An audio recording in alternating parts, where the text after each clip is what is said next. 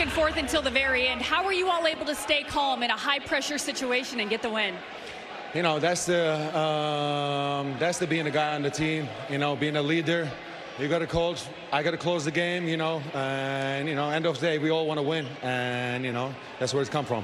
How would you describe what Amen Thompson did on that big play where he stuck with it and got you guys the lead? I think, you know, the fire you bring from the bench in the end of the third quarter, I think that's bring us to come back. And, you know, whoever comes from the bench, bring the energy, same play. And then, you know, it was huge for us, I mean, playing like that.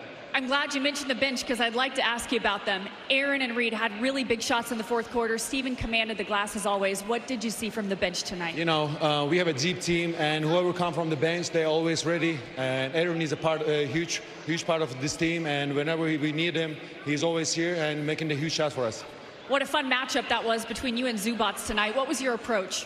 You know, he's always trying to go hard. Zubats is an amazing player, you know, having a great season. And, you know, end of the day, we both top player. We want to win. And, you know, it was a good matchup tonight. Great game, Alpi. Thank you. Hi, everybody. I'm Vanessa Richardson. This, of course, is the Hall of Famer, Calvin Murphy. How would you describe what you saw the last couple minutes from the Rockets? Again, we know it wasn't pretty, but it got the job done. Well, you know what? To me, it was pretty. And I'm going to tell you why, because they found a way to win. Pretty like your suit. Thank you. But they found a way to win. You know, yeah, the game was a comedy of errors from time to time. But coming down the stretch, there were some questionable calls on both sides. But nevertheless, the Rockets were able to withstand the onslaught when the Clippers got back into the game. Yes. I was afraid after there were a couple of questionable calls against the Rockets were going to lose their composure, but they didn't.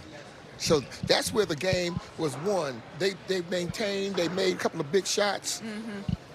Thank you. It shows, obviously, you know, a lot of maturity and a lot of poise that they're able to stay in it and get the win, especially against a Clippers team that has a lot of veterans on it. Let's go to our Fun Can't Lose, presented by Academy Sports and Outdoors. And for this, okay, Reed Shepherd misses the basket. Alpi tried. Alpi tries again. Amen finally gets it. That was a massive bucket, of course, and gave the Rockets the lead. You know, when you start looking at the rebounding tonight, the Rockets were, let me look at this here, they were a plus 23 on the glass tonight against the Clippers, 51-28. So that was the biggest rebounding play right there. I can't believe that the Clippers stood flat-footed as the Rockets played volleyball and was able eventually to get it in the basket.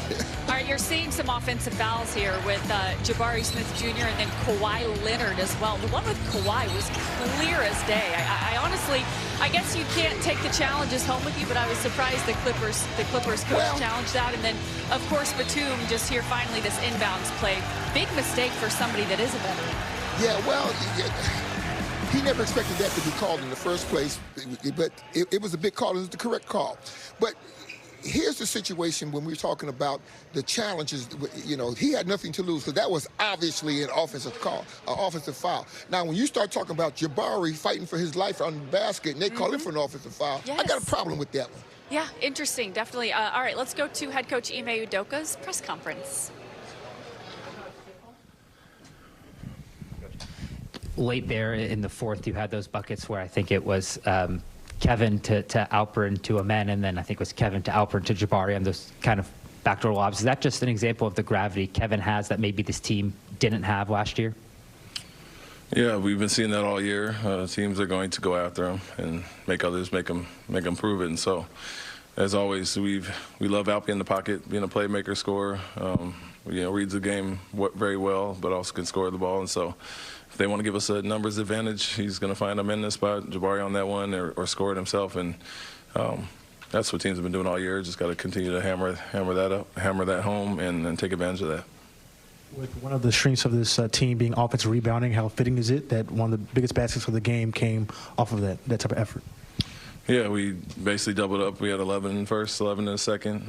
Knew we had an advantage there, one of our strengths, obviously. And, you know, when we're turning the ball over at that high rate, we want to get some back. And so, you know, the message is take care of the ball, win the possession battle, which is not turning over, getting extra possessions on the glass, and something we've been doing well all year. But I think our guards had a concerted effort to crash from the perimeter a little bit more tonight. What have you really seen during those stretches when Reed and Aaron have been out there together, and what do you like about what they did tonight? Yeah, it was great. They injected some juice into the game, pace and aggressiveness and, just the speed that we need to play with. I felt like we were playing in mud a little bit, first half specifically, but playing at their pace. And we want to get stops, get up and down and run, try to run this team. And when they did that in that 3-4 minutes span there, went to 9 pretty quickly. So just gave them kudos in there for what they did to change the tempo and pace of the game tonight. But they were both great, just on both sides of the ball.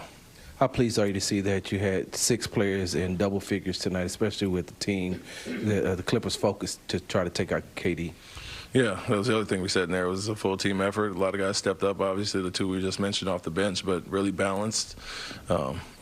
Kevin came out, had his scoring spurt in the third quarter there, and they went right back after him in the fourth quarter to try to take him out. And so we feel our depth and versatility allow us to not just rely on one guy, and you see that based on the numbers tonight. So he can have an off night, and other guys step up, especially young fellas off the bench.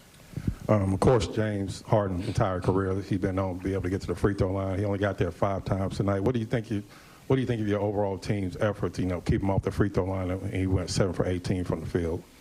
Yeah, I think we did okay. I think we had a few reach downs. When we were in good position, Reed had one there, and then the late foul by Jabari. That's 3 of those 5 right there. But in general, it's plan to be disciplined and averages 9 a game, and it's a big part of them getting rest, him getting to the line, getting in the rhythm. And so we focused on that. Definitely a point of emphasis, and guys have known, they've been around and guarding them enough now. So decent for the most part. We don't like to foul 3-point shooters. He's leading the league in that category, and he got 1 there. But overall, I think guys did a solid job. Reed is starting to show some pretty audacious skip passes, it seems like, either hand, stuff like that. Does that seem to be part of his development as a point guard, being able to see the whole kind of breadth of the floor? Yeah, and that's what it's going to take. It's just about mixing it in, scoring, and making the plays for himself or others. And he's with the defensive stepping up on him, like they are now with him knocking down shots. I think being able to read the pocket or the skip pass is big. He made some really nice passes, and that's just his next step in evolution is creating that space. But I think the fact that he's scoring the ball so well is attracting that much more attention on him. Zubac was able to get the amount of points that he did tonight, but how do you feel about your team's overall ability to be physical back with him? It was one of those things where he was trying to be more physical on Jabari, on Şengün, but how impressed were you that your players were able to withstand that? Yeah, I did a decent job. There's a big body down there, and we're switching matchups to put Alpion done, and so Jabari has his hands full. As far as that, they go to him quite a bit. I think he's second most post-up touches in the league this year behind Jokic, and so we knew he was going to get his touches, and that's something we're willing to live with is him and keep it out of the other two guys' hands. So we'll trade it off, those contested 2s inside and make him prove it. But, yeah, he had a really good game and kind of brought them life at times when they were down.